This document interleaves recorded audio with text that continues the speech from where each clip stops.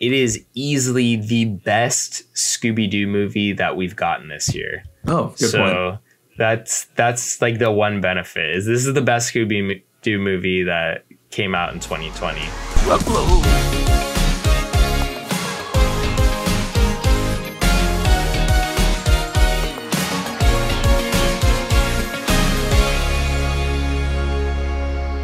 Drive-by movies, you're watching fresh releases. My name's Blaise. And I am James.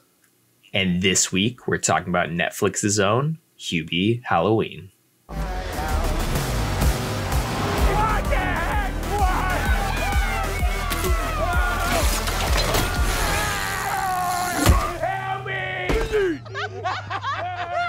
Not cool.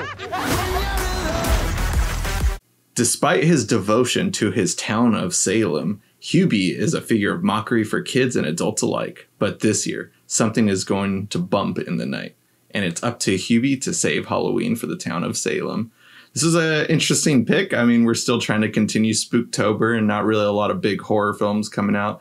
A couple of them like coming out there, but we've tried a couple indie horror flicks. We thought we'd go mainstream with this big Netflix release, part of this big contract deal that Adam Sandler has with Netflix. Blaise, what did you think of Hubie Halloween?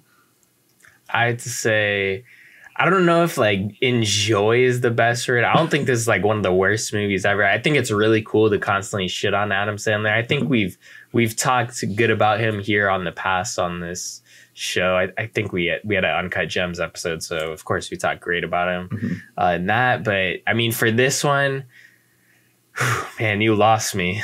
Yeah, I don't know. This might be the greatest anti-bullying movie ever made because it's like highly entertaining, almost like the Reefer Madness of anti-bullying movies. It felt like, but other than that, I think it makes for a fun Halloween watch. I think if the whole like idea of it being like a holiday movie wasn't like so focused in the movie, it probably wouldn't be as entertaining. How about yourself? Yeah, I mean, first and foremost, like I set my standards very low for this movie going in. I was not excited to really watch this just from seeing trailers for all the Adam Sandler movies that have come out recently. Like I hated Click. I think that was the last Adam Sandler movie I ever saw in movie theaters. I never got around to seeing his other ones after that, like Grown Ups or Jack and Jill and stuff. But I just remember the clips I saw of Jack and Jill. I was just like, I can't with his crazy voices. And here he is with another crazy voice character. But I actually didn't hate this movie. Did I like it? No, I'm not saying that. I'm just saying this is my motto in life, stay negative. That way there's no room for disappointment in life. And that's what this movie was. It wasn't that disappointing. It was watchable. Yeah. I don't even know if it's like a compliment at that point, you know, like, is that something to be proud of? Mediocrity. I mean, I was expecting the worst thing ever because Adam Sandler made a joke last year. I think the interview was like with IndieWire or something where he said if he didn't win the Academy Award, he's going to put out the worst thing possible that like our eyes will ever witness. And if this is it, like, okay, this honestly wasn't that bad. Yeah. And there is a lot, like, there's a ton of like big name actors in this. Like we have Ray Liotta, there's June Squibb, there's a ton of actors, like not just his friend, you know, that you usually see. Like a lot of people have been, tied in this movie with these are all your like friends from Grown Ups coming back. And like there's definitely more that weren't in Grown Ups. So I thought that like there's a huge cast. He doesn't do anything with them, but it seems like they had fun shooting the movie, I guess. Yeah, I mean, I hope so. Like, Kevin James looked a little too crazy with that beard. Never mind that. Copper Squad. He was actually somewhat kind of funny and everything. And I actually did kind of like the relationship between Hubie and then his love interest from, like, middle school or whatever. And I guess the main thing why I didn't find this movie so bad was because it wasn't like mean-spirited humor. Like I swear all the jokes like usually in his other ones are usually him making fun of like other people over like disabilities and stuff. And I mean, maybe I missed some jokes like that. I wouldn't be surprised if they're thrown in here, but like there was nothing like that though. And I did like that, like, everyone like comes together to realize like, oh, Hubie's just out to help, and they like realize where they went wrong. They were still real big like butt heads towards the end still, but I like the message that you were saying. It's like so forced, but it was actually like kind of funny at just like how bad it was. And you're right, though. I was surprised to see like Maya Rudolph in this movie just because, you know, I mean, isn't she married to Paul Thomas Anderson, right? Yeah, she is. Yeah. Like, so, yeah, you know, I would think that like he'd be like, why are you working with that M. Sandler guy? But whatever. Kudos to them, though. Yeah. I really thought Maya Rudolph was going to be like in the beginning of the movie, before you see Maya Rudolph, I thought she was going to be the voice of the radio DJ, the Wolfman Jack of the movie. But there's a funny moment where you see who the real like Wolfman Jack is, essentially. And I thought it was like, they didn't do like, it's still not that funny, but just the first second where you see who it is, you're like, what the, like, that's kind of funny. There are like some little funny moments here and there, but when it comes to like the jokes, I just felt like they really fell flat. The funniest person in this movie for me, though, is June Squibb. She played Hubie's mom. I thought she was like hilarious. I liked her, like, you know, story from beginning to end and stuff, and just how it came together towards the climax of the movie. Yeah, I agree with what you're saying.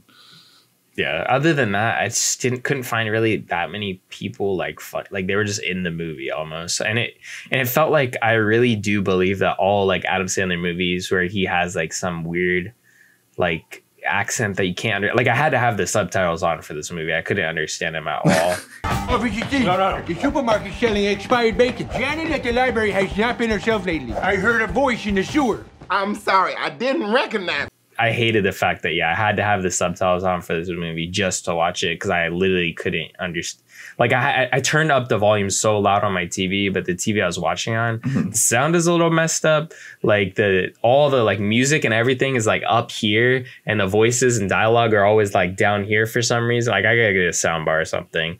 But yeah, since they were so like, there's a disparity between them, I couldn't hear them at all, and the sound was so loud that like all the music, like, it was just a nightmare. Like, I felt like I was in my own personal Hubie Halloween nightmare. Hello? Help me, Marty! Help me! Help me! Oh my gosh, yeah. Yeah, that sounds a little intense. Sorry you had to experience that. How did you feel though about some of like there was Shaq, but like seeing his old friends come together. So we only got like Kevin James, Rob Schneider. For whatever reason, Steve Buscemi's in a lot of Adam Sandler movies. We had Tim There's Meadows. Crazy Eyes. Yeah. In Mr. Deeds, right? Isn't he Crazy Eyes? Yeah, Crazy Eyes. And I forget what other movies he's in, but I know he's in like a couple of Adam Sandler movies though. But yeah. Yeah, I mean, it was fun to see them all together. I mean, you even have like newcomers, like Keenan is in this. Yeah. And I thought it was fun. I think a lot of the reviews that I'd seen like before this movie came out, or videos here on YouTube, were people just being like, everyone's back. And it didn't like make that much of an impact in the movie because Hubie doesn't really have any friends, I felt like. So it wasn't like him and the gang hanging out. It's not like Grown Ups. When you're watching Grown Ups, they're all on screen together. Yeah. It just, for the majority of the movie, Hubie's like pretty much like on his own quest, essentially. So I didn't feel like having everyone in the film really impacted it as to where if you're watching a grown-ups movie, it's everyone really in all the same scenes together, really having fun. Like, this is like, a lot of people went on that tangent. I didn't really feel the same about this film that way. Yeah. You know, if your kids enjoy it, like, I'm glad. I guess this movie's like okay for them. I could see myself at 13 or 14 when I first saw like Happy Gilmore and Mr. Deeds. Like, this would have been a movie I would have enjoyed too. And it's definitely not for me now at my current age, but you know, like, it was like just not as bad as what I was saying. Do I recommend it? Not really, though. Yeah, and there's one thing I do want to say about this movie. It is easily the best Scooby-Doo movie that we've gotten this year. Oh, good point.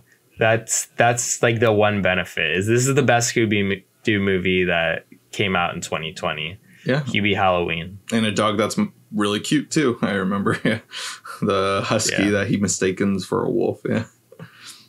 Well, I felt like Hubie was like Scooby. Yeah. I honestly think that's where his name probably comes from, to be honest. No, I'm almost positive. Yeah, like that's got to be where his name comes from. And the dorky mystery behind this movie and stuff, and yeah, seeing it all come together. I do have some questions about how when they reveal who the person who's kidnapping and like scaring everyone, like how they got away with some of their things, but yeah, I'll try not to dig too into an Adam Sandler movie. But if there's a making of documentary on YouTube that's like a 3-hour Criterion documentary, then I'm interested. Let me know, I guess. That documentary is going to come out, but it's going to be made by a flat earther. Yeah. But yeah, that's going to conclude our thoughts for the most part on this movie. Normally we'd say to check it out on our Amazon affiliate link, but it's actually just an exclusive to Netflix. So it should be easy for all of you to check it out. And when you do, come back here, leave a comment, let us know what you thought about the movie. And if you haven't already, guys, smash that like button, hit the subscribe button, and click that notification bell to get all of our latest updates. And if you don't already know, we are all over social media with Twitter and Instagram. Keep up with us through those. You can see the links down below. And that'll conclude this week's episode. Tune in next week for a brand new video.